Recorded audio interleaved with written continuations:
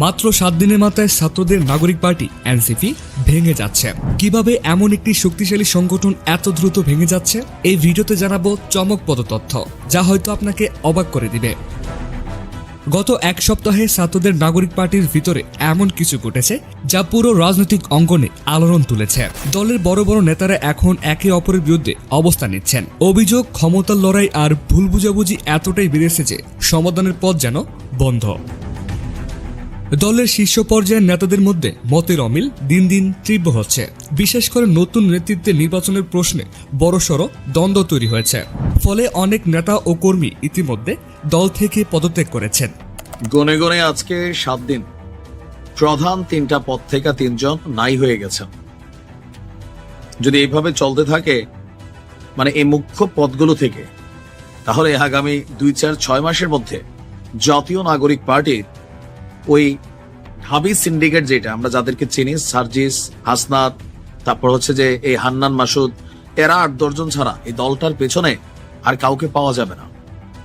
বড় আশ্চর্য বিষয়, এই মুহূর্তে ট্রেন্ডে আছে জাতীয় নাগরিক পার্টি। সবকিছু হাতের মুঠোয়, ক্ষমতা সবকিছুই, তাই না? বাট একটা দল তৈরি হওয়ার ঠিক 7 দিনের মাথায় 3টা বড় পদ থেকে যখন 3 জন সমন্বয়ক পদত্যাগ করেন, তখন বুঝতে হবে ডাল মে কুছ কালা হে। তবে কেউ কেউ বলছেন যে ভাই, এটা তো নির্দিষ্ট কোনো বেসিসের উপর গড়ে ওঠে না এই দলটা। বিভিন্ন জায়গা থেকে বিভিন্ন মানুষ এখানে কানেক্ট ছিল। এখন যখন হিসাব নিকাশ মিলছে না, পদ পদবি মিলছে না, তখন এরা আস্তে আস্তে ঝরা শুরু করছে। যার যার আস্তানায় সে ফিরে যাচ্ছে। কথা বলছি, মাত্র 7 দিনের মাথায় জাতীয় নাগরিক পার্টি বা এনসিপির বেশ কয়েকজন সমন্বয়ক পদত্যাগ করেছেন। জাতীয় নাগরিক পার্টি থেকে সর্বশেষ যারা পদত্যাগ করেছেন তারা হচ্ছেন যুগ্ম মুখ্য সংগঠক উত্তরাঞ্চলের হানিফ খান সজীব এবং যুগ্ম মুখ্য সমন্বয়ক আব্দুস জাহের। গতকালকে এনসিপির আহ্বায়ক নাহিদ ইসলাম বরাবর দুজনেই পৃথক পদত্যাগপত্র পাঠিয়েছেন। কেন তারা পদত্যাগ করছেন, কি ঝামেলা? পদত্যাগপত্রে হানিফ খান সজীব লিখেছেন, আমি জাতীয় নাগরিক পার্টির যুগ্ম মুখ্য সমন্বয়ক পদ থেকে ব্যক্তিগত কারণে পদত্যাগ করলাম। কি সেই ব্যক্তিগত কারণ?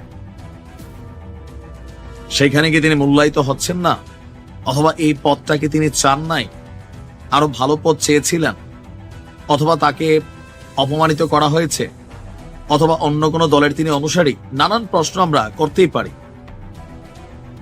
অপরদিকে আব্দুস জাহের তার পদত্যাগপত্রে লিখেছেন, আমিও জাতীয় নাগরিক পার্টির মুখ্য সমন্বয়ক পদ থেকে ব্যক্তিগত কারণে পদত্যাগ করছি। How funny. এর আগে আপনার বৃহস্পতিবার প্রথম পদত্যাগ করেছিলেন জাতীয় নাগরিক পার্টির যুগ্ম মুখ্য সমন্বয়ক আবু হানিফ। একটা পদেই কতজন যে দিয়ে আর শান্ত করছে আপনি দেখেন, প্রত্যেকটা পদ প্রায় সেম। তো আবু হানিফ তিনিও আহ্বায়ক এবং সদস্য সচিব বরাবর পদত্যাগপত্র দিয়ে লিখেছেন, জাতীয় নাগরিক পার্টির যুগ্ম মুখ্য সমন্বয়ক পদ থেকে ব্যক্তিগত কারণে পদত্যাগ করছি। আবু হানিফ আবার পদত্যাগ করার পর তার যেই পুরান আস্তানা বিপিনুরের দল গণ অধিকার পরিষদ, সেই গণ অধিকার পরিষদে সে ফিরে গেছেন, এমনটাই কেউ কেউ বলছেন। আর বিপিনুর বলছিলেন যে অনেককে এখান থেকে বের করে নিয়ে যাওয়া হয়েছে, আর আবার ফিরে আসবে অল্প কয়েকদিনের মধ্যে। তো নূরের কথাই তো সত্যি হলো। এখন প্রশ্ন হচ্ছে, এভাবে ঝরতে থাকলে সবাই মুখ খুলছে না। কেন মুখ খুলছে না? কারণ এই দলটা এখন ভারী। তবে আমরা এই দলটার আত্মপ্রকাশ ফেব্রুয়ারির প্রথম, তারপর শুনলাম দ্বিতীয়, তারপর তৃতীয়, একদম লাস্ট ডে। কেন? যতটুকু তথ্যসূত্র বলছে, বিভিন্ন জায়গা থেকে তথ্য, এই যে কমিটি গঠন করা হয়েছে, আপনি দেখেন বেসরকারিরা খেপছে কেন কমিটি নিয়ে।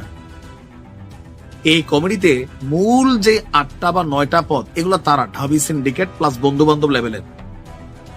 জাতীয় নাগরিক কমিটি এরাই ছিল, বৈষম্য বিরোধী এরাই ছিল, সমন্বয়ক এরাই ছিল, এরাই আবার এখন দলটার আব্বা আম্মা। তো বাকিরা তারা লড়াই করবে, তারা রাজুতে আয় বললে দৌড়ে দিয়ে আসবে, মন্ত্রী এমপি বাকিরা হবে। নির্বাচনের জন্য অন্য দলকে আমরা একসাথে করে ফেলবো। এখানে অনেকেই মনে করছে এরকম অনেক অঙ্ক হিসাব নিকেশ মিলাচ্ছেন।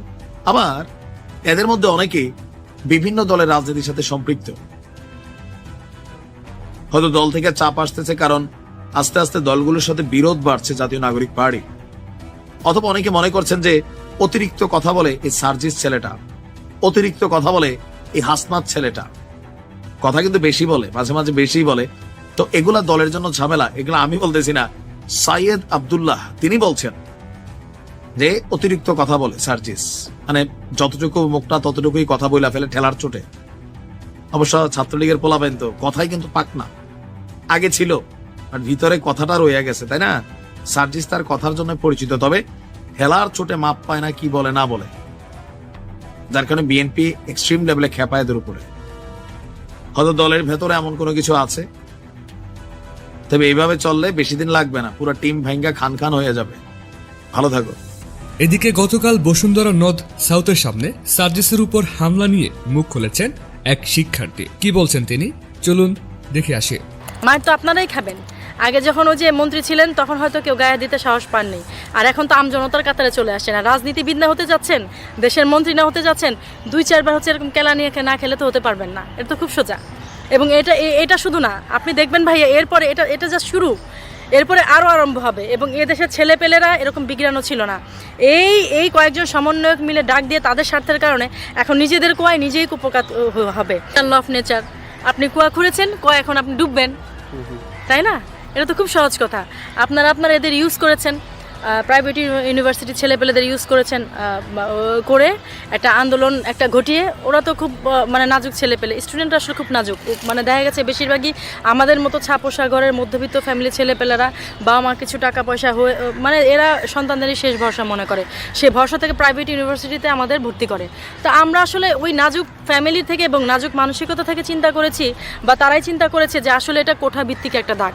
তো ঠিক আছে, বড় ভাইরা যখন ঢাকা ইউনিভার্সিটি থেকে ডাক দিয়েছে আমরা যাই, তখন তাদের ইউজ করলেন, কিন্তু সমন্বয়ক হলেন আপনারা, উপদেষ্টা হলেন আপনারা।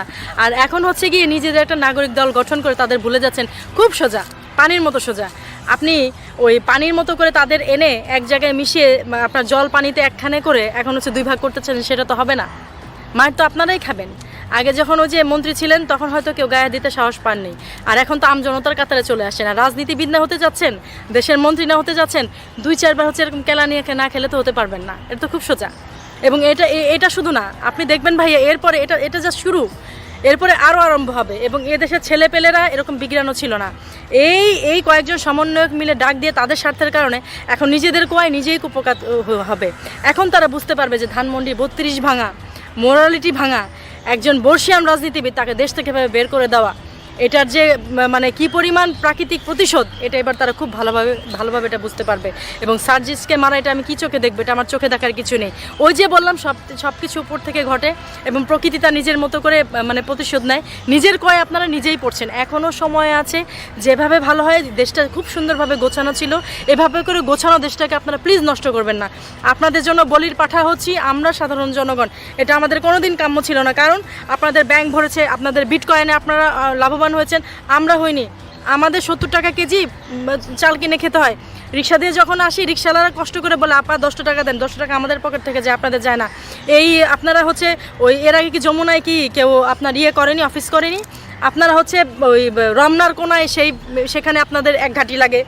আপনাদের ওই যে ইন্টারকন্টিনেন্টালের ওখানে আপনাদের 1 ঘাটি লাগে। তারপরে হচ্ছে ওই যে মিন্টো রোডে আপনাদের 1 ঘাটি লাগে। সারা বাংলাদেশে পুলিশ আর্মি সব ওখানে। আর জনগণের কি সিকিউরিটির ব্যবস্থা দরকার নেই? করতে থাকেন, কোনো সমস্যা নেই। মাত্র তো হচ্ছে ওই সার্জিস আলম এদের নিয়ে আরম্ভ হয়েছে, আপনাদের কয় আপনারাই পড়বেন। এছাড়া ভাই আসলে আমার বলার কিছু নেই। আর একটা কথা হচ্ছে, এই যেভাবে কমেন্টস করেন, কেউ যদি দেশের মানুষের পক্ষ হয়ে কথা বলতে চায়, আপনাদের যাদের আতে ঘা লাগে, আপনি তখনই বুঝতে পারবেন আপনি অন্যায়কারী।